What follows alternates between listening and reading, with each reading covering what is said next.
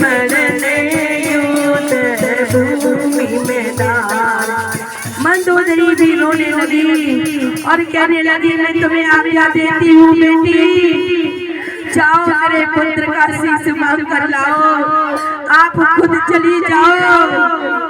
और रोते रोते सुलोचना उस भुजा को लेकर के और भगवान श्री राम के पास पहुंची युद्ध भूमि और जाकर के कहने लगी मेरे पति का या और सब कुछ हो गया, मेरे पति का शीश दे दो, मैं अपने पतिव्रता हूँ, मैं पति के साथ सती होना चाहती हूँ। भगवान श्री राम ने एक नजर से पहचान लिया ये पतिव्रता नारी है और कहा यहाँ तो लाखों शीश कटे पड़े हैं, ये युद्ध भूमि है।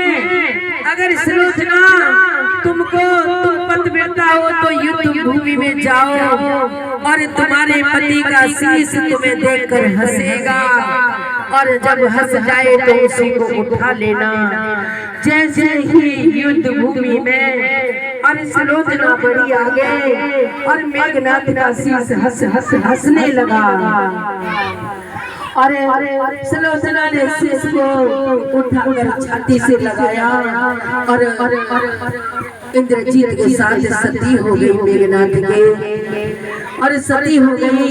अब तो मंदोदरी थर थर कांपने लगी, कहने लगी आपने पुत्र को मरवा दिया और पुत्र वधू को सती करा दिया, अब क्या करोगे? अब तो रावण ने सोचा अभी तो मेरा एक भाई और है कुंभकर्ण।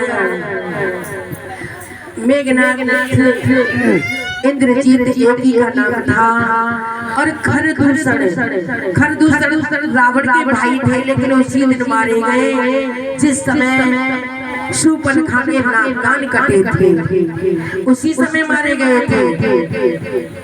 युद्ध कर लिया था उन्होंने भगवान श्री राम के साथ। पहले शूर्पणखा खरदूषण से मिली, जब वहाँ उनको खत्म करा दिया तो रावण के पास बाद में आई और कहने लगा बेटा मेरा एक भाई और है कुंभकर्ण, और कुंभकर्ण 6 महीने सोता था मैया और 6 महीने जागता था, 6 महीने खाता था, 6 महीने सोता था और कुंभकर्ण को 3 महीना हुआ सोए हुए। अब तो रावण ने कुंभकर्ण को याद किया और कुंभकर्ण को जगाना चाहा, अनेक प्रकार की बम्बे बजवाई, लेकिन कुंभकर्ण तो खर्राटे में सो रहा था, खर्राटे ले रहा था। बम की आवाज सुनाई नहीं दी, हाथी बुला करके किलकारी लगाई, कान पर बैंड बाजा बजा